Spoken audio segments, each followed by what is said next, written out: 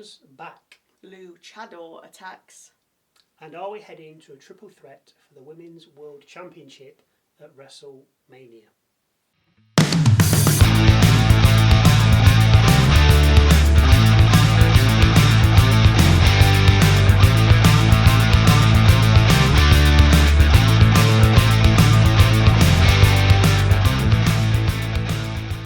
Hello, welcome to Wrestle MSX. I'm Michael. I'm Sally. Straight in with a match, Jey Uso versus Grayson Waller with Austin Theory at ringside.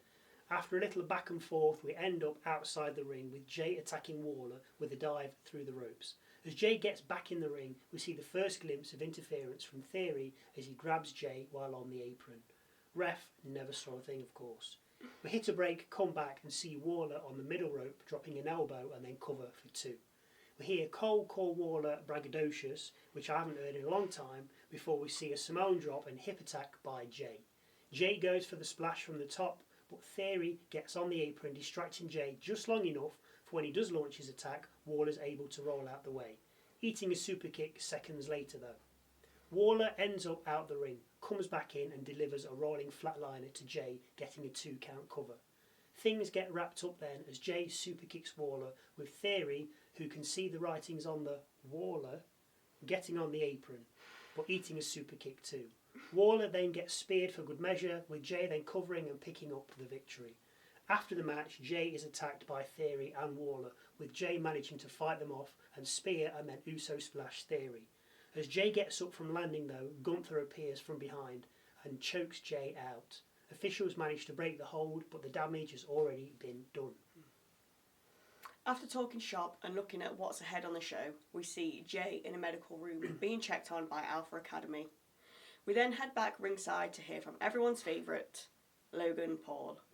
He's booed out the building and then says Rhodes was dumb to turn down The Rock. It took Cena 20 years to realise nice guys finish last. But he's been champion for 16 times. Yeah. So that narrative doesn't really fit.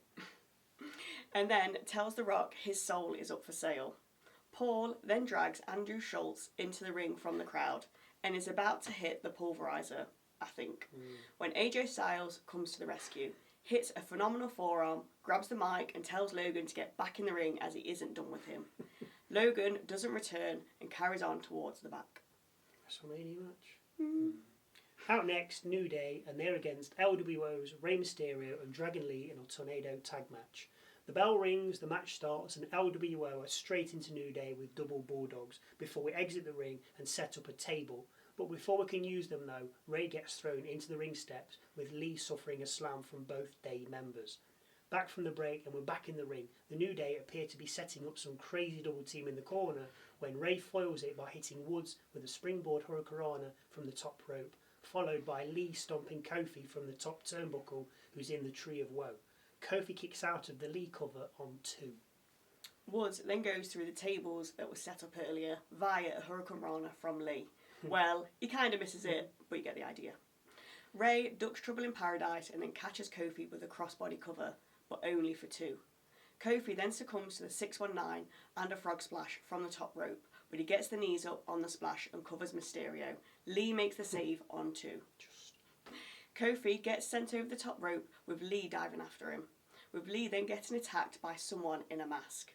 Rey confronts the masked man but ends up being dealt a German suplex.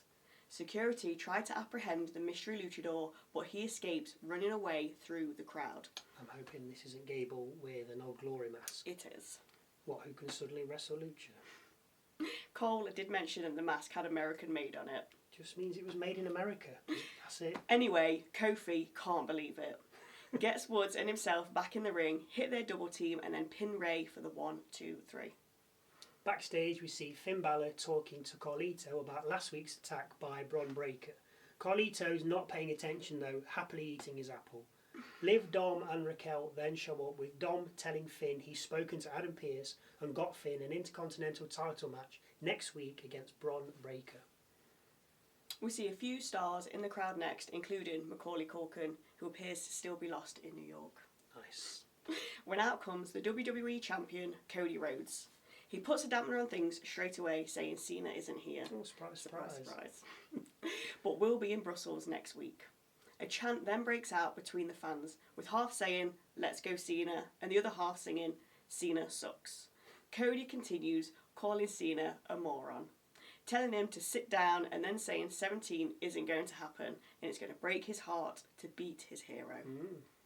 We see Bayley heading towards the ring next, passing Maxine Dupree, talking to Natalya as she's about to face off against Raquel Rodriguez, who has Liv and Dom with her. Rodriguez overpowers Bayley in the early going, helicoptering her before fall away slamming her. We hit a break, come back and see Bayley get 3 2-count covers, one from a sliding clothesline, one from a Macho Man elbow off the top rope, and a third from a back suplex. We end up outside the ring with Bayley besting Rodriguez before the ex-hugger gets back in the squared circle and knocks Liv and Dom from the apron before diving out of the ring at Rodriguez. Only Rodriguez catches Bayley and dumps her on the announcer's table. The ref's count gets to 8 as Bayley dives back in the ring, only to meet a big boot and then eat a Tahana bomb. Rodriguez makes the cover and gets it, now becoming the #1 contender to Lyra Valkyria's Intercontinental title. And I'd love it if she won that. Yeah, I like Valkyria, don't get me wrong. Yeah. But then, because they've got the tag belt, she'd have the Intercontinental. I can't see Balor beating Breaker for the men's Intercontinental, but you never know. But it'd just be... Yeah. And then Dom with a world heavyweight. Nice, yeah. Backstage, Kathy Kelly welcomes back Chad Gable, accusing him of coming back and attacking LWO in a lucha mask. Gable says it wasn't him, saying it was a fan that jumped the barricade. Kelly says the guy wearing the lucha mask had the same outfit and stature as him. Gable says security at MSG is clearly pathetic and should have stopped the guy before any of that happened. Kelly says Gable should be honest. He says he is. When in the background we see a masked man from earlier being led away by security. See, it's not Gable. Michael Cole interviews Io Sky next. Cole asks how she's feeling. Io says it's a dream to be champion in MSG and over the moon to be going to WrestleMania as champion. Cole then introduces Bianca Belair, who heads out to the ring. Cole asks Belair that if she wasn't out here last week, then maybe she'd be facing off against Rhea Ripley at WrestleMania. The EST say she's had enough drama as it is, saying she's apologised to Rhea, then adding Ripley doesn't know her at all if she thinks she can put her hands on her. Cue Rhea Ripley. Ripley wants to know why Belair was out watching the match last week, accusing Belair of helping Io because she's scared and can't beat her. Rhea and Belair then square up, slating each other, with both palming off Io Sky at different times. Sky, to me, feels like a bit part play here. I mean, imagine Seth and McIntyre, for argument's sake, palming off Cody Rhodes in a similar situation. It just wouldn't happen. No. That is your champion. You wouldn't palm him off. Exactly. So to do it to Io Sky, I don't know. I didn't like it. It was like the champion was nothing. I know it's all part of the show, but anyway, Sky comes back, slapping both Ripley and Belair before leaving the ring. Last match of the night and a real show closer. Seth Rollins versus CM Punk in a steel cage. Before the doors even close, Rollins begins his attack, with the two men then knocking 7 bells out of one another, before coming to a standstill, both exhausted. Rollins buckle bombs Punk as we head to a break. We come back and see Seth still in control. In fact, Seth's so in control, the doors open for him, but he chooses not to leave, offering it to Punk. Seth points at the WrestleMania sign, with Punk pointing back at Rollins with his middle finger. The two then tee off on one another again, with Punk reversing a Booker Bomb, sending Seth into the cage and following up with a GTS. Punk decides not to leave the cage or pin Seth, but instead grates his face against the cage before hitting him with a running knee to the back of the head. The cage door is opened once again, with Punk this time offering it to Rollins. Rollins answers the same way as Punk did, the middle finger salute. A running knee, neck breaker, 3 elbow drops plus 3 top rope elbow drops from Punk, followed by a cover, still isn't enough to put Rollins away as he kicks out on 2. Punk climbs to the top of the cage looking to escape, but Seth heads up after him, with the two then fighting on the top. It ends in a superplex from Rollins, who then goes for the cover. Punk kicks out on 2. After exchanging more blows in the middle of the ring, Punk hits a GTS and goes for the cover. Seth stops the ref's count by kicking out on 2.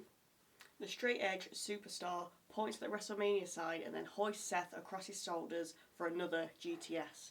but Rollins counters mid-move into an STF. Punk powers out, putting Rollins in an anaconda vice, who grabs the rope. But as we all know, the ropes don't cause a break, so Rollins has to endure the punishment. Seth manages to fight out and stomp Punk, covers but for 2. Seth looks for a second rope stomp, but Punk pulls him down, hits another GTS and covers again. Seth kicks out again on 2. Punk stomps Seth and covers again, once again for 2. The cage door is open, but as Punk is seemingly going to exit, Rollins tells Punk to earn it and to take it from him. This triggers Punk, who attacks Seth and sets him up for another GTS. This time, Seth fights out of it, giving Punk a taste of his own medicine by GTSing him and then following up with a stomp. Surely, this is it. Seth goes for the cover, but Punk kicks out on 2. Unbelievable. The cage door is opened once again, with Seth right next to it, but he decides to super stomp Punk from the middle rope and lands it. The door is still open, with Seth resting on the ropes next to it, but as the camera zooms in on his face, the crowd begin to cheer. Something, or someone, is happening. Roman Reigns grabs Seth by the head and drags him out the ring, causing Seth to win. Yay! But he's not here to help him win. It's retribution time. Roman Superman punches Seth, followed by a spear and stomp, with Reigns then setting Rollins on the steps, looking to mimic Seth's stomp on him from Royal Rumble. Adam Pearce and backstage hands race out to stop him, with Reigns then setting his sights on Punk. As we pan towards the ring, we see Paul Heyman consoling Punk. When did he sneak in? I have no idea. Reigns smiles and then enters the ring before tossing Punk into the side of the cage and spearing him. Raw goes off the air, with Reigns acknowledging as he stands over a broken CM Punk.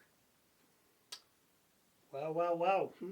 It's happened. Well, not only does it seem like we're going to get a triple threat for the women's title between Rhea, Io and Bianca. Yeah.